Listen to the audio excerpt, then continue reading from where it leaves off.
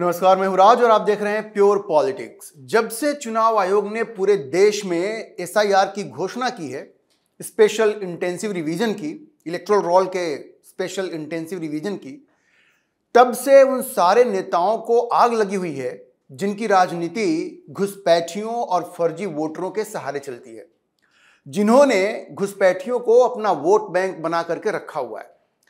ऐसे नेताओं की वैसे तो एक लंबी लिस्ट है, लेकिन एक नाम जो सबसे ऊपर आता है, जिनका प्यार इन घुसपैठियों के लिए हमेशा छलकता रहता है, वो है ममता बनर्जी, पश्चिम बंगाल की मुख्यमंत्री ममता बनर्जी। अब देखिए, सोमवार को इलेक्शन कमीशन ने यह कहा कि 12 राज्यों में स्पेशल इंटेंसिव रिवीजन का काम शुरू होगा। उन 12 राज्यों में पश्चिम बंगाल भी है, जहां अगले साल चुनाव होने हैं। और इलेक्शन कमीशन ने कहा कि 4 नवंबर से ये जो एसआईआर का काम है वो पश्चिम बंगाल में शुरू हो जाएगा और वहाँ जो बूथ लेवल के जो ऑफिसर्स हैं वो अपना काम शुरू कर देंगे।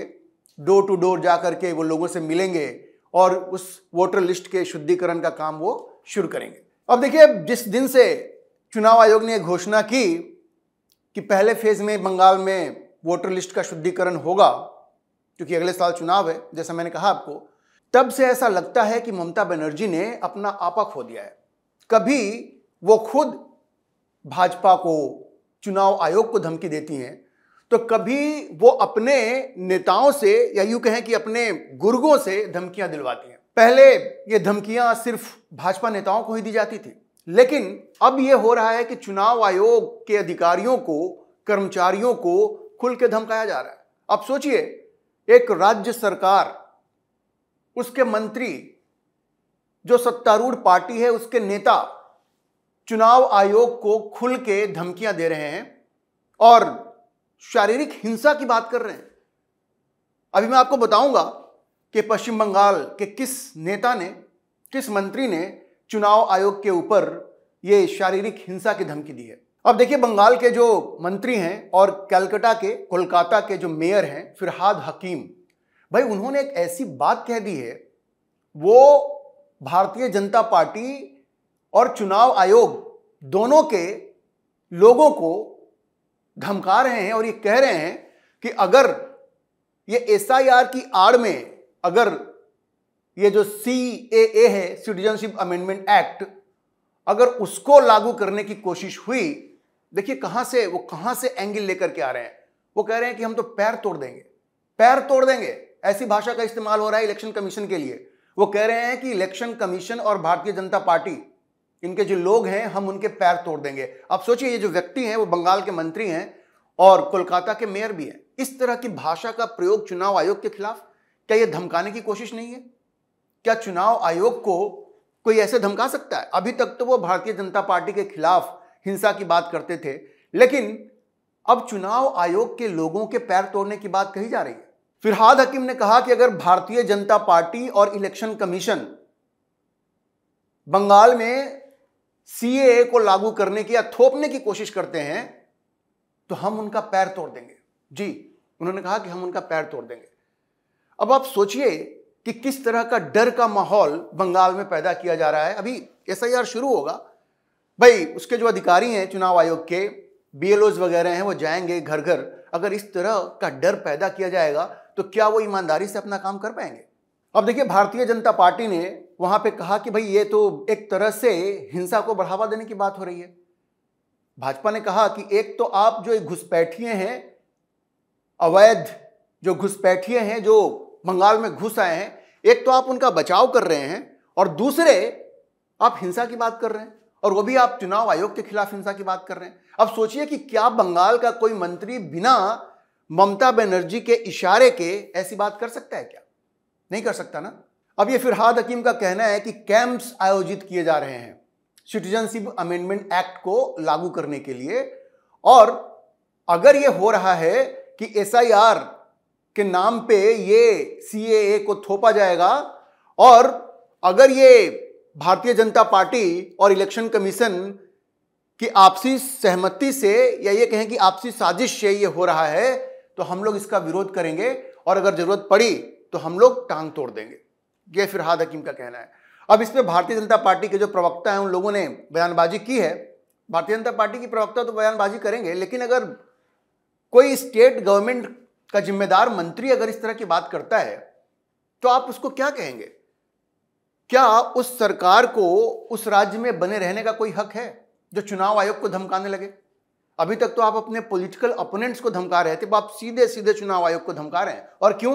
क्योंकि आपको यह डर है कि अगर ये एसआईआर लागू होता है तो जो अवैध घुसपैठिए हैं वो निशाने पे आएंगे और उनको इलेक्टोरल रोल से हटाया जा सकता है। अब भाजपा का यह कहना है कि भाई पहले तो जो ममता बनर्जी थी वो धमकियां दिया करती थी कि दंगे हो जाएंगे अगर कुछ एसआईआर जैसी कोई चीज हुई तो, सीएए अगर लागू हुआ तो।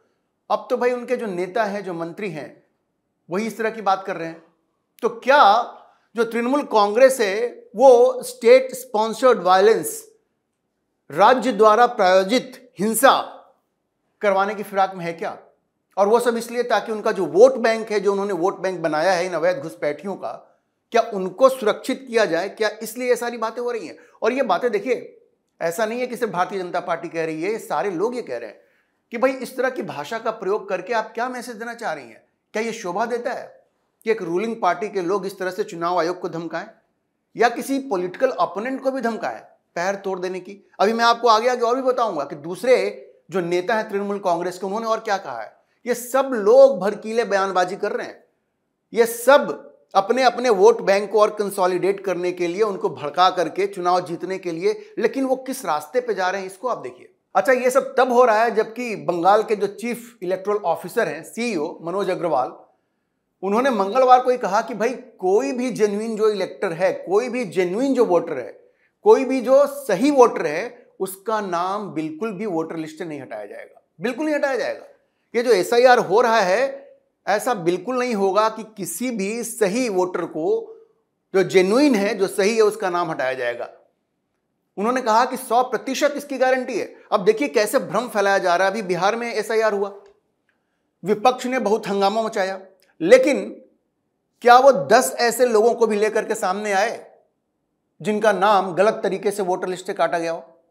आपको ध्यान है क्या 10 लोग भी ऐसे इन लोगों ने पेश किए मीडिया के सामने या इलेक्शन कमीशन के सामने कि भाई इन 10 लोगों का नाम गलत तरीके से काटा गया? देखिए, कुछ प्रक्रियावश कुछ नाम कट जाते हैं, वो बात अलग है। इलेक्शन कमीशन उस पर काफी ऑप्शन देता है आपको कि आप जाके अपील करें, वो नाम सब जुट जाते हैं। लेकिन जानबूझ करके किसी का नाम काटा गया हो, इसका कोई प्रमाण आपको बिहार में मिला? नहीं मिला ना।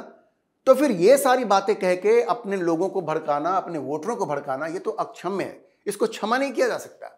अच्छा, इन सब के बीच देखिए ममता बनर्जी तो अजीबोगरीब बात कह रही हैं। वो किस तरह का दबाव बना रही हैं, अजीबोगरीब है, हैरान करने वाला है। वो कह रही हैं कि हम किसी भी व्यक्ति का नाम वोटर लिस्ट से नहीं कटने देंगे। ठीक है, ये तो इलेक्शन कमीशन भी कह रहा है, इसमें कौन सी नई बात है। लेकिन आगे वो कह रही हैं कि राज्य में बहुत सारे लोगों ने आत्महत्या कर ली है, सुसाइड कर लिए। क्यों? क्योंकि उनको डर है कि जब ये एसआईआर होगा या एनआरसी होगा तो उनसे उनकी जमीनें छीन ली जाएंगी, उनको बाहर निकाल दिया जाएगा, और इसलिए वो आत्महत्या कर रहे हैं। उन्होंने एक उदाहरण दिया कि एक 27 अक्टूबर को 57 साल के प्रदीप कार जो हैं, वो पानीहाटी खारदाहा के रहने वाले, तो उन्होंने सुसाइड कर लिया। उन्होंने एक नोट लिखा कि भाई हमारी मौत के लिए एनआरसी जिम्मेदार है। ये क्या बातें हो रही है? एनआरसी की वजह से किसी ने आत्महत्या कर ली हो? ये क्या रूप दिया जा रहा है? और ये मुख्यमंत्री इस तरह की बात कर रही हैं। उन्होंने पहले इसकी जांच की कि ये सही चीज है या गलत है या मिसचीफ है, जानबूझ करके ऐसी चीजें फैलाई जा रही हैं। फिर उन्होंने एक और 95 साल के किसी व्यक्ति का उदाहरण दिया और कहा कि भाई उसने भी डर से आत्महत्या कर ली। अब सोचिए कि किस किस तरह के उदाहरण दिए जा रहे हैं दबाव बनाने के लिए। ये सब कुछ ऐसा लगता है कि कहानी बनाई गई है और ये दबाव बनाने की कोशिश हो रही है कि भाई एसआईआर जो है वो तो बहुत ही खौफनाक चीज है, लोगों का अधिकार छीना जा रहा है। अभी बिहार में एसआईआर हुआ है, ऐसी कोई घटना सामने नहीं आई है। और इन तमाम चीजों के बावजूद कि ये लोग कहा करते थे कि वोट चोरी हो रही है, हम इसको बर्दाश्त नहीं करेंगे। भाई बिहार में जो एसआईआर हुआ है, आप जाइए ना, पता करके आइए, दिखाइए कितने लोगों का नाम गलत तरीके से काटा गया है। लेकिन ये लोग बिल्कुल ही नहीं करेंगे। और अब ये और भी नई चीज कह रहे हैं। देखिए क्या होता है कि जब एसआईआर होता है तो एक रेफरेंस डेट या ईयर रखा जाता है, जैसे बिहार में रखा गया ना 2003-4 का। वैसे ही बंगाल में 2002 का ये एसआईआर का जो डेटा है उसके बारे में अब तृणमूल कांग्रेस कह रही है कि वो डेटा ठीक नहीं है, उसमें इरेगुलरिटी है। तो उसको साबित करो ना भाई। अभी आपका ये कह देना कि वही डेटा ठीक नहीं है तो अब जो डेटा जाएगा उसको अगर हम रेफरेंस बनाएंगे तो वो भी गलत होगा। देखिए ये सब कहने से कुछ नहीं चलेगा। जो एसआईआर है वो तो होके रहेगा। सुप्रीम कोर्ट ने उसको हरी झंडी दिखाई है।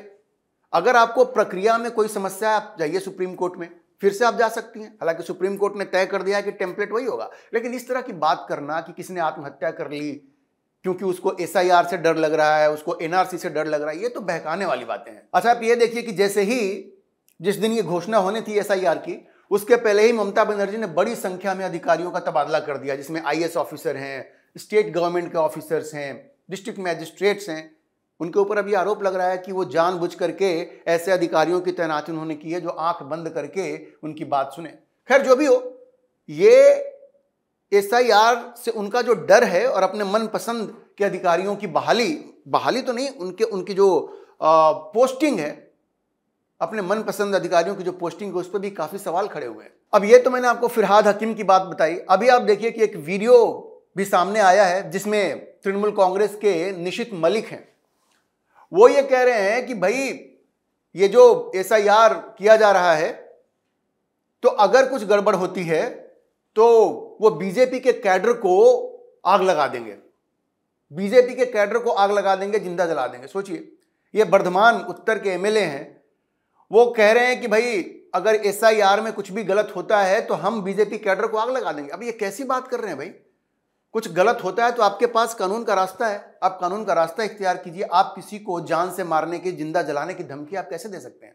लेकिन ये सब कुछ हो रहा है। अच्छा ये तो दो लोगों की बात हो गई, फिरहाद हकीम की बात हो गई, ये जो एमएलए थे उनकी बात हो गई। अब इनके जो भतीजे हैं ममता बनर्जी के, अभिषेक बनर्जी, उनकी भी अलग कहानी है। वो कह रहे हैं कि एसआईआर के नाम पे जब ये सब कुछ होगा, जब आपके पास अधिकारी आएंगे तो आप क्या करें कि जो लोकल बीजेपी के जो लीडर हैं वो जब आपकी लोकेलिटी में आते हैं तो उनको आप घेर लीजिए और उनसे पूछिए कि तुम अपने बाप का प्रूफ दिखाओ, अपने दादा का प्रूफ दिखाओ, सर्टिफिकेट दिखाओ।